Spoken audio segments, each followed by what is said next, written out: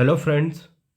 मेरा नाम है राहुल कांत गौतम और आज की वीडियो में हम चर्चा करेंगे भारतीय संविधान की प्रस्तावना में कुछ कीवर्ड्स यूज़ किए गए हैं जिनके बारे में हम डिटेल में डिस्कस करेंगे और जिससे आपकी संविधान के प्रति या प्रियम्बल जो है उसकी एक समझ आपके अंदर डेवलप होगी। तो लास्ट लेक्चर में हम डिस्कस कर रहे थे प्रियम्बल ऑफ द कॉन्स्टिट्यूशन और ये आपका जो लेक्चर होगा ये लेक्चर 4th होगा। लेक्चर 4th इंडियन पॉलिटी, भारतीय राज्य व्यवस्था के।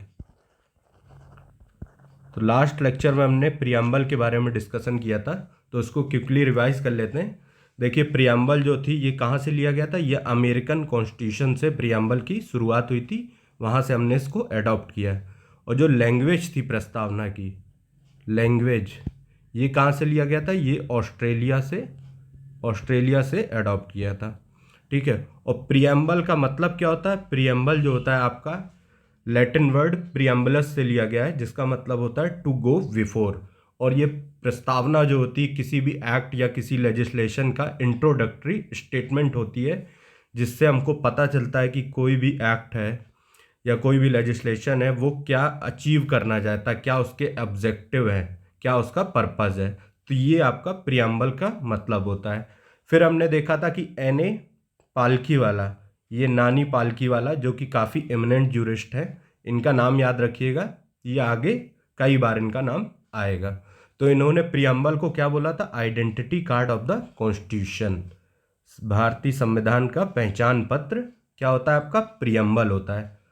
और देखिए नानी पालकी वाला जो थे, इन्होंने कई सारे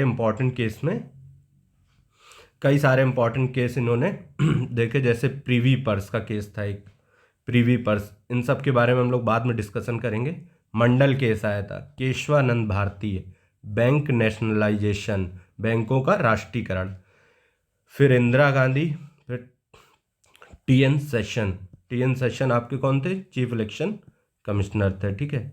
तो इन सब केसों में इनकी महत्वपूर्ण भूमिका रही है नानी पालकी वाला ने। ठीक है।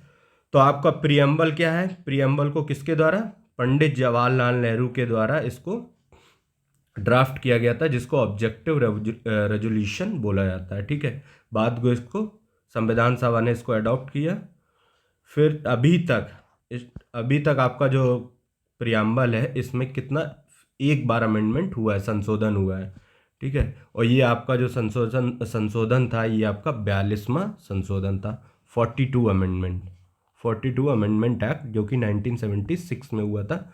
और इसमें मेनली क्या, 3 वर्ड को इंक्लूड किया गया था, सोशलिस्ट, सेकुलर एंड इंटीग्रिटी। इन सब के बारे में ही हम मेनली डिस्कस करने वाले हैं, socialist, secular, integrity, Republic.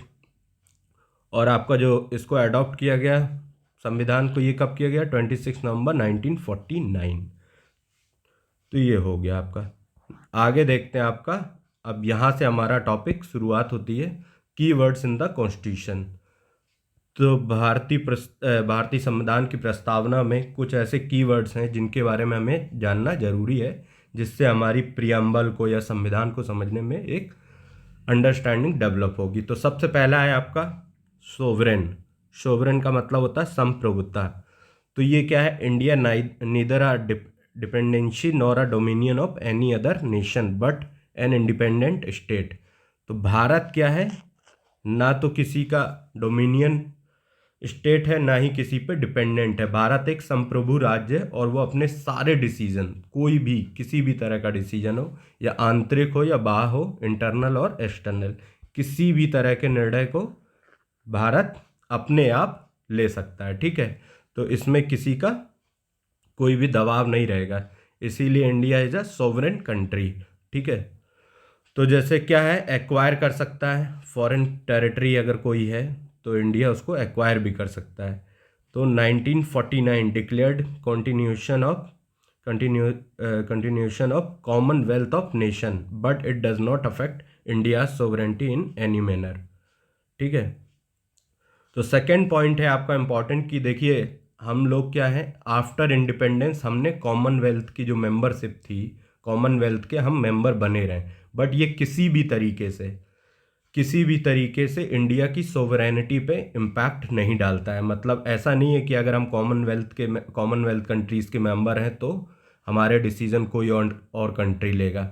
But इसमें क्या है, एक्सेप्शन कुछ कंट्रीज़ हैं, जैसे कि अभी बारबाडोस, अभी आपने लेक्चर देखा हो तो बारबाडोस क्या है, अभी इसको रिपब्लिक अपने आप को उसने डिक्लेयर किया। तो अभी भी पूरे वर्ल्ड में मोर देन 15 कंट्रीज ऐसे हैं जो क्या है, रिपब्लिक नहीं है, जिनके डिसीजंस हैं, जिनका हेड ऑफ स्टेट होता है वो कौन होता है, ये आपकी क्वीन है। ठीक है, तो जैसे आपका ऑस्ट्रेलिया है, कनाडा है, न्यूजीलैंड है, तो ये चीज़ आपको ध्यान में रखना है।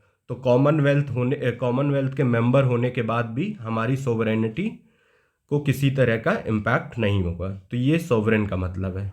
आगे आपका सोशलिस्ट। सोशलिस्ट सोशलिस्ट का मतलब है, सोशलिस्ट जो वर्ड है ये आपका 42nd अमेंडमेंट एक्ट में इसको इंक्लूड किया गया 1976 में, 1976 में। तो Indian brand of socialism is democratic socialism and not a communistic socialism. ठीक है, तो भारतीय सोशलिज्म जो है, समाजवाद है, वो किस तरह का है, डेमोक्रेटिक सोशलिज्म है, ना कि कम्युनिस्टिक, मतलब साम्यवाद समाजवाद नहीं है। ठीक है, यहाँ पे क्या है, जो nationalisation of the all means of production and abolition of private property. तो साम्यवाद जो समाजवाद होता है, जहाँ साम्यवाद होता है, कम्युनिज्म को फॉलो किया जाता है, वहाँ पे क्या होता है, जो भी आपके प्रोडक्शन होता है या जो भी आपकी प्राइवेट प्रॉपर्टी होती है उसको क्या कर दिया जाता है, राष्ट्रीयकरण कर दिया जाता है, नेशनलाइजेशन कर दिया जाता है। जैसे कि आपका चाइना है, ताइवान है, क्यूबा है, तो यहाँ पे क्या है, ये कम्युनिज्म को फॉलो करते हैं। ठीक है, बट इंडिया क्या है, इंडिया ने डेमोक्रेटिक सोशलिज्म को अडॉप्ट किया था और यहाँ पे मिक्स्ड इकोनॉमी को लेके चले थे कि पब्लिक और प्राइवेट दोनों ही सेक्टर साथ में काम करेंगे। तो डेमोक्रेटिक सोशलिज्म क्या है, holds faith in the mixed economy. ये क्या है, मिश्रित अर्थव्यवस्था को अडॉप्ट किया था जहाँ पे पब्लिक और प्राइवेट सेक्टर दोनों एक साथ काम करेंगे। तो ये आपका सोशलिस्ट का मतलब है। ठीक है, तो भारतीय संविधान भारत में जो समाजवाद फॉलो किया जाता है वो कैसा है, डेमोक्रेटिक सोशलिज्म है, ना कि साम्यवाद, कम्युनिस्टिक सोशलिज्म नहीं है। तो कम्युनिस्टिक सोशलिज्म कहाँ पे है आपका, चाइना में है। नेक्स्ट है आपका सेकुलर। सेकुलर आपका ये भी क्या है, 42nd अमेंडमेंट एक्ट 1976 में इसको इंक्लूड किया गया था प्रियम्बल में। अब एक चीज़ और बता दें कि सेकुलर जो होता है पंथ निरपेक्ष होता है। अब इसको ऐड करने से पहले, संविधान में प्रस्तावना में इसको ऐड करने से पहले ऐसा नहीं था कि भारतीय संविधान सेकुलर नहीं था पहले से, क्योंकि इसमें कई सारे ऐसे आर्टिकल मेंशन है जो ये आपको दिखाता है कि भारतीय संविधान पहले से ही सेकुलर था। जैसे आर्टिकल 29 है, आर्टिकल 29 ये क्या है, माइनॉरिटीज़ के राइट हैं कि यहाँ पे कोई भी लिंग्विस्टिक माइनॉरिटी है या कोई भी माइनॉरिटी है तो अपना लिंग्विस्टिक कल्चर को कंजर्व कर सकता है। आर्टिकल 30 कहता है कि माइनॉरिटी जो भी अल्पसंख्यक हैं अपने एजुकेशनल इंस्टीट्यूशन को इस्टेब्लिश कर सकते हैं। ठीक है, एजुकेशनल इंस्टीट्यूशन को इस्टेब्लिश कर सकते हैं। तो ये आपका आर्टिकल 30 में मेंशन है। तो और कोई भी किसी भी धर्म को अडॉप्ट कर सकता है, किसी भी धर्म को मान सकता है, किसी भी धर्म के को प्रचार प्रसार कर सकता है। तो ये सारे आर्टिकल क्या दिखाते हैं कि हमारा संविधान जो है पहले से ही सेकुलर था। बट यहाँ पे 42nd अमेंडमेंट में यहाँ स्पेशली इसको मेंशन कर दिया गया था। ठीक है, 1976 में। Earlier it was not expressly mention, पहले यह क्या था, एक्सप्रेसली इसको मेंशन नहीं किया था। But does not mean India was not a secular state. ठीक है, article 25 to 28 guarantee right to freedom of religion. 25 to 28 भी क्या करता है, आपका गारंटी देता है right to freedom of religion का, धर्म की स्वतंत्रता का। तो इसीलिए हमारा जो संविधान है वो क्या है, सेकुलर पहले से भी था, बाद में इसको एक्सप्रेसली इसको प्रियम्बल में मेंशन कर दिया गया। अब देखिए सबसे इम्पॉर्टेंट है जो एक क्वेश्चन पूछा जाता है, मेंस में भी पूछा जाता है और प्री में भी पूछा जाता है कि इंडियन कॉन्स्टिट्यूशन इम्बॉडीज करता है the positive concept of secularism. ठीक है, जो भारत का संविधान है ये क्या है, पॉजिटिव काइंड ऑफ सेकुलरिज्म को फॉलो करता है, अडॉप्ट करता है। All religions are equal and support from the state. इसमें सेकुलरिज्म का मेन मतलब होता है कि जो स्टेट है, स्टेट का देखिए अपना कोई रिलीजन नहीं होगा। ये भारत की बात है। इंडिया में स्टेट का कोई रिलीजन नहीं है। ठीक है, नो रिलीजन। जो भी रिलीजन है, जितने भी रिलीजन है, सबको का इक्वली ट्रीटमेंट मिलेगा। और अगर किसी को सपोर्ट करेगा स्टेट तो सारे रिलीजन्स को सपोर्ट करेगा। ठीक है, तो सर्वधर्म समभाव ये फिलॉसफी जो है इसको हमारे यहाँ फॉलो किया जाता है। और हमारा जो सेकुलरिज्म है ये पॉजिटिव कॉन्सेप्ट है। ठीक है, अब इसमें एक क्वेश्चन होता है कि how the Indian secularism is different from the French secularism. कैसे भारत का पंथ निरपेक्ष फ्रांस के सेकुलरिज्म से अलग है। देखिए भारत में क्या है, पॉजिटिव कॉन्सेप्ट ऑफ सेकुलरिज्म है जिसमें हम सारे धर्म को सम्मान देते हैं, सारे धर्म को फॉलो करते हैं, स्टेट का कोई रिलीजन नहीं होता है। तो ये क्या है, पॉजिटिव कॉन्सेप्ट है। सब लोगों को छूट है, कोई भी अपना धर्म को फॉलो कर सकता है उसको। लेकिन फ्रांस में क्या है कि पब्लिक में, इन पब्लिकली आपको कोई भी रिलीजियस सिंबल या रिलीजियस साइन, किसी भी धार्मिक प्रकार का कोई भी रिलीजियस सिंबल वहाँ पे अलाउड नहीं है। तो ये क्या पॉजिटिव कॉन्सेप्ट ऑफ सेकुलरिज्म नहीं है। वहाँ पे पगड़ी बांधना, बुर्का पहनना या तिलक लगाना ये सब क्या है, अलाउ नहीं है। ठीक है, तो आपका फ्रेंच जो सेकुलरिज्म है ये आपका इंडियन सेकुलरिज्म से डिफरेंट है। और हमारा क्या है, पॉजिटिव सेकुलरिज्म है। तो ये चीज़ आपको पता होनी चाहिए। फिर एक देखिए काफ़ी थियोक्रेटिक स्टेट होते हैं। थियोक्रेटिक स्टेट क्या होते हैं, जैसे हमारा देश का, हमारे स्टेट में कोई भी स्टेट का कोई रिलीजन नहीं होगा। लेकिन थियोक्रेटिक स्टेट जो होते हैं इनका क्या होता है, प्रो रिलीजन होते हैं। स्टेट का अपना एक रिलीजन ये डिक्लेयर कर देता है कि एक हमारा पर्टिकुलर रिलीजन होगा स्टेट का, तो इसको थियोक्रेटिक स्टेट बोलते हैं। जैसे कि पाकिस्तान है, यहाँ पे क्या है, इस्लामिक स्टेट है। ठीक है, बांग्लादेश है आपका, बांग्लादेश में एक बार बीच में चेंज भी हुआ था, इसको सेकुलर बनाया गया था, बट फिर से श्रीलंका है। तो ये सारे आपके थियोक्रेटिक स्टेट हैं। नेक्स्ट है आपका डेमोक्रेटिक।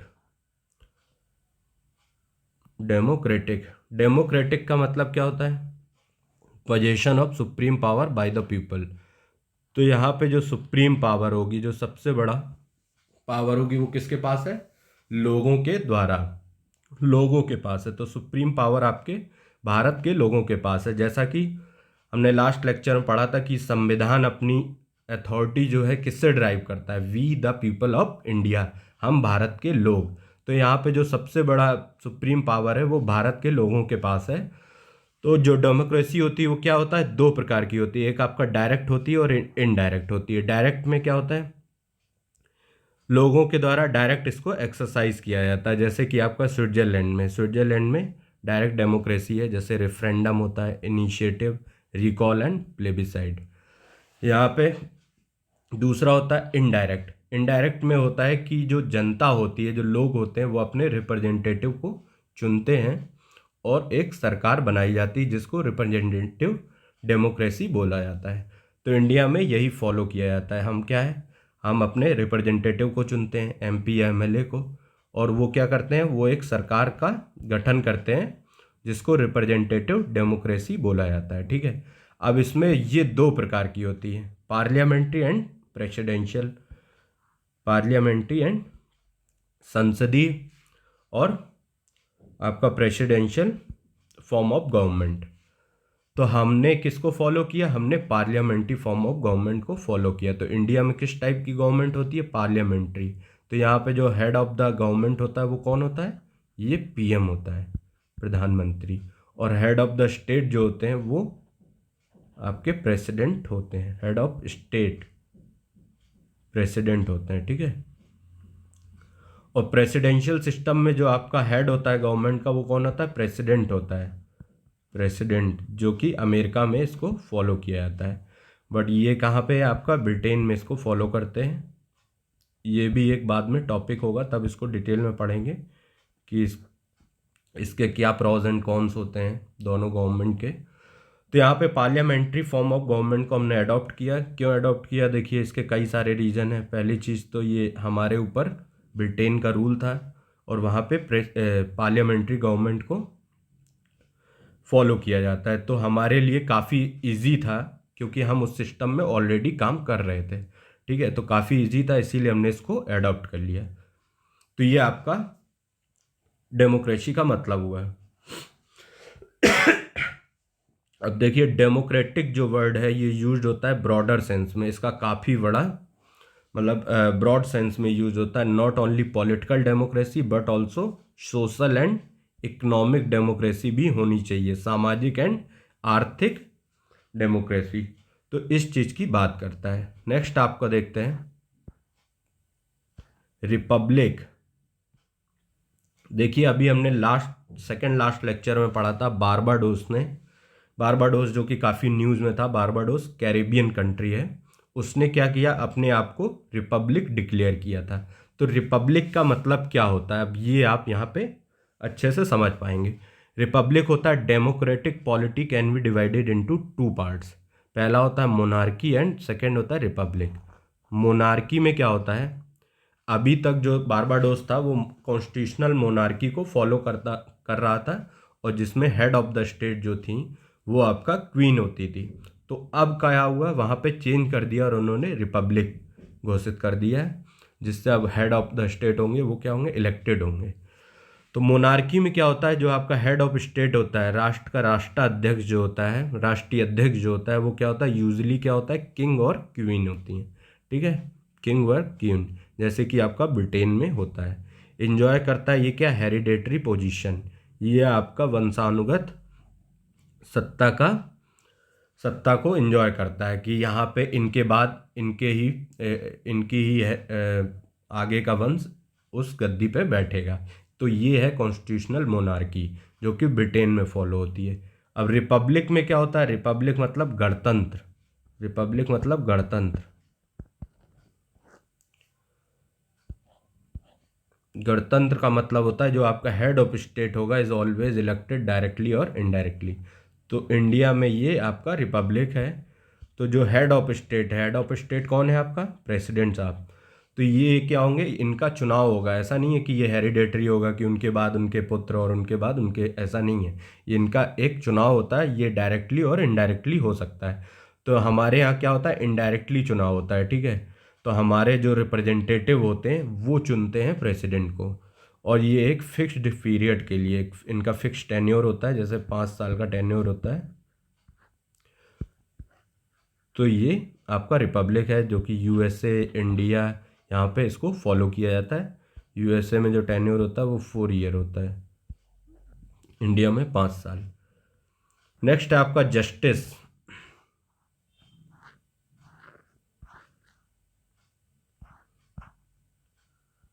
जस्टिस जस्टिस क्या इंक्लूड करता है? जस्टिस कहता है आपका सोशल जस्टिस होना चाहिए, इकोनॉमिक होना चाहिए और पॉलिटिकल होना चाहिए। और ये तीनों प्रकार के जो जस्टिस हैं ये आपका क्या है? सिक्योर्ड करता है various provision through fundamental right और DPSP, directive state of policy, राज्य के नीति निर्देशक तत्वों के द्वारा और मौलिक अधिकारों के द्वारा इनको इन्फोर्स किया जाता है।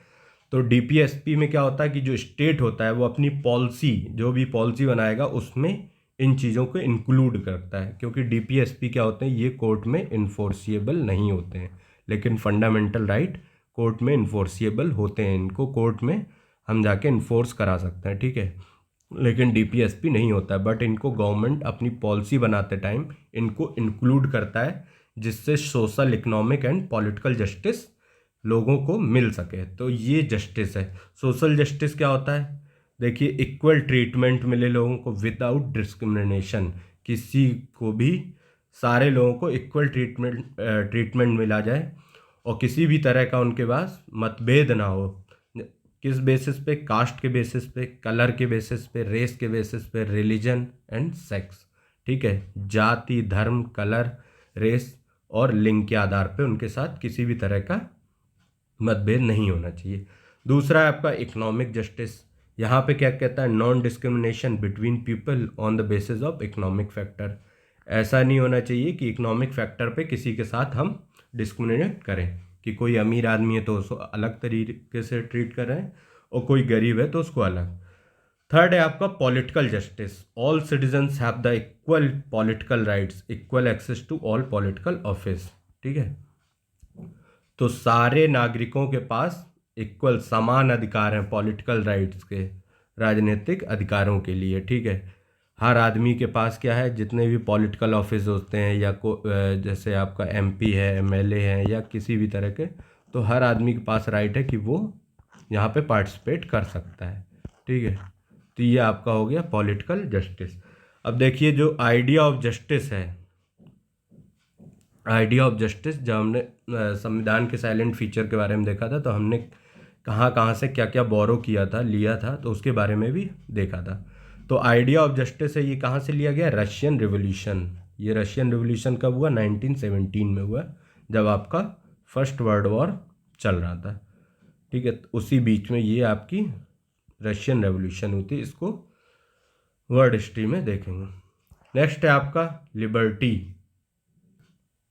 लिबर्टी कहता है, लिबर्टी मीन्स होता है absence of restraints on the activities of individual and providing opportunity for the development of individual personalities. तो लिबर्टी का मतलब है कि कोई भी इंडिविजुअल है, कोई भी नागरिक है, उसको अपॉर्चुनिटी दी जाएगी, उसको अवसर प्रदान किए जाएंगे for the development of individual personalities को, उसको अपनी पर्सनालिटी को डेवलप करने के लिए उसको समान अवसर प्रदान किए जाएंगे और किसी भी तरह की रुकावट नहीं होगी, रुकावट पैदा नहीं होगी। द प्रियम्बल सिक्योर करता है to all citizen liberty of thought, expression, belief, faith and worship through fundamental right. तो लिबर्टी ऑफ थॉट है, एक्सप्रेशन है, एक्सप्रेशन मतलब हर नागरिक को liberty of thought and expression है कि अभिव्यक्ति की आज़ादी है, लेकिन इसमें भी देखिए क्या है, ये एब्सोल्यूट राइट नहीं है, यहाँ पे भी कुछ रिस्ट्रिक्शन इम्पोज किए गए हैं कि आप किसी के बारे में भी कुछ भी नहीं बोल सकते हैं। ठीक है, तो अभिव्यक्ति की आज़ादी का यहाँ पे कुछ रिस्ट्रिक्शन भी है। बिलीफ है, फेथ है एंड वर्शिप है, आप किसी की भी पूजा या ये इन सब का आपको लिबर्टी रहेगी, स्वतंत्रता रहेगी। और ये किसके थ्रू है? फंडामेंटल राइट के थ्रू। कई सारे फंडामेंटल राइट, मौलिक अधिकार ऐसे दिए गए हैं जिनके थ्रू इनको इन्फोर्स किया जाता है। Fundamental right is not absolute but qualified. मौलिक अधिकार क्या है? पूरी तरीके से एब्सोल्यूट नहीं है कि आपको फंडामेंटल राइट मिल गया तो आप किसी के लिए भी कुछ भी बोल सकते हैं, ऐसा नहीं है। ये क्या है? इनमें भी कुछ रिस्ट्रिक्शन है, क्वालिफाइड है। अब ideas of liberty, equality and fraternity in preamble taken from the French revolution. अब जो आइडिया लिया गया है लिबर्टी, इक्वालिटी एंड फ्रेटर्निटी का, ये कहाँ से लिया गया है? फ्रेंच रेवोल्यूशन से लिया गया है, ये चीज़ भी ध्यान रखिएगा। नेक्स्ट है आपका इक्वालिटी। इक्वालिटी कहता है absence of special privilege to any section of society, any section of society, कि किसी भी सेक्शन को, किसी भी समाज के किसी भी वर्ग को कोई स्पेशल प्रिविलेज नहीं मिलेगा, सबको इक्वली ट्रीटमेंट होगा। जैसे कि आपका आर्टिकल 14 कहता है equality before law, equality before law, every person will be equally treat in the I of law, कि सारे नागरिक, सब लोग लॉ की, कानून की नज़र में एक जैसा व्यवहार किया जाएगा, ये आर्टिकल 14 कहता है। नेक्स्ट है आपका prohibition of discrimination on ground of religion, race, caste, sex and place of birth. Article 15 कहता है कि आपको रिलीजन, रेस, कास्ट, सेक्स और प्लेस ऑफ बर्थ के आधार पे आपके साथ मतभेद नहीं किया जाएगा। इसमें भी देखिए कुछ एक्सेप्शन हैं, जैसे आर्टिकल 15 थर्ड फोर्थ में है कि गवर्नमेंट को अधिकार रहेगा कि जो चिल्ड्रन है या जो सोशली एजुकेशनली बैकवर्ड क्लास है उनके लिए ये अलग से कानून बना सकती है। नेक्स्ट है आपका इक्वालिटी इन पब्लिक एम्प्लॉयमेंट। ये आपका आर्टिकल 16 है कि आपके जो पब्लिक एम्प्लॉयमेंट होने इनमें अवसर की समानता होगी। और इसमें भी आपका 16 थर्ड 16 6 यहाँ पे क्या EWS, यहाँ पे SC ST के लिए, ये OBC के लिए यहाँ पे क्या रिजर्वेशन है, ठीक है। और जो भी आपका पिछड़े हुए लोग हैं EWS इकोनॉमिक वीकर सेक्शन, तो ये सब एक्सेप्शन है। फ्रेटर्निटी को क्या है, ये भी आपका 42nd अमेंडमेंट में 1976 में इसको इंक्लूड किया गया था। और इसका मतलब होता है means of brotherhood and promote this feeling by single citizenship. Fraternity का मतलब होता है ब्रदरहुड, भाईचारा। हम क्या करेंगे कि brotherhood and promote this feeling by single citizenship. भारतीय संविधान में जो एकल नागरिकता का जो प्रावधान किया गया है, इसके थ्रू क्या होता है कि लोगों में एक भाईचारा की भावना बढ़ती है कि कोई भी ये नहीं समझता कि आप इस स्टेट से हो, आप इस स्टेट से हो, क्योंकि यहाँ हमारे यहाँ सिंगल सिटीजनशिप का प्रावधान है। अमेरिका में क्या है, डुअल सिटीजनशिप है। एक आपका राष्ट्र की सिटीजनशिप और दूसरा आप जिस स्टेट से बिलोंग करते हो। जैसे मान लीजिए इंडिया की बात करें तो एक आपका इंडिया की सिटीज़न हो गई और दूसरा कि अगर मैं बिलोंग करता हूँ उत्तर प्रदेश से तो दूसरा आपका स्टेट की। तो बट इंडिया में क्या है, सिंगल सिटीजनशिप है। इससे क्या एक भाव पैदा होता है, एक brotherhood, sense of brotherhood develop होता है लोगों में। तो ये फ्रेटर्निटी है। और यहाँ पे क्या है, थ्रू फंडामेंटल ड्यूटीज, अगर मौलिक फंडामेंटल राइट दिए गए हैं तो कुछ ड्यूटी भी दी गई हैं जिससे लोगों में एक ब्रदरहुड की फीलिंग को, मतलब ब्रदरहुड की भावना डेवलप होती है। तो ये आपका जो फंडामेंटल ड्यूटीज़ हैं ये आर्टिकल 51A में दिया गया है। इनके बारे में भी बाद में डिस्कस करेंगे। और देखिए फ्रेटर्निटी में दो चीज़ें हैं प्रियम्बल में जो मेंशन, एक डिग्निटी ऑफ द इंडिविजुअल है, dignity of the individual. Second है आपका unity of integrity and nation, ठीक है। जो राष्ट्र की इंटीग्रिटी है उसको भी आपको मेंटेन करना है। तो ये आपका होगा प्रियम्बल में जो भी इम्पॉर्टेंट कीवर्ड्स थे इनके बारे में हम लोगों ने डिस्कस कर लिया है। देखिए एक इम्पॉर्टेंट चीज़ है जो कि अभी सेकेंड लास्ट ईयर एग्जाम में UPSC या PSC में पूछा गया था, सीक्वेंस पूछ लेता है कि sovereign, socialist, secular and democratic Republic.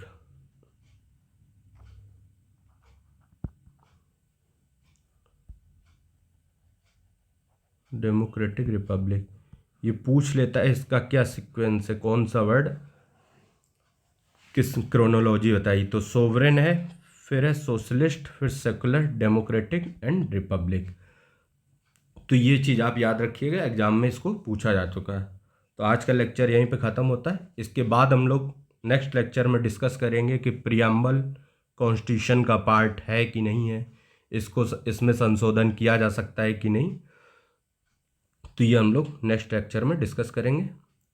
आज का लेक्चर ख़त्म होता है। और वीडियो अच्छा लगा तो प्लीज़ कमेंट और लाइक कीजिएगा। Okay, thank you.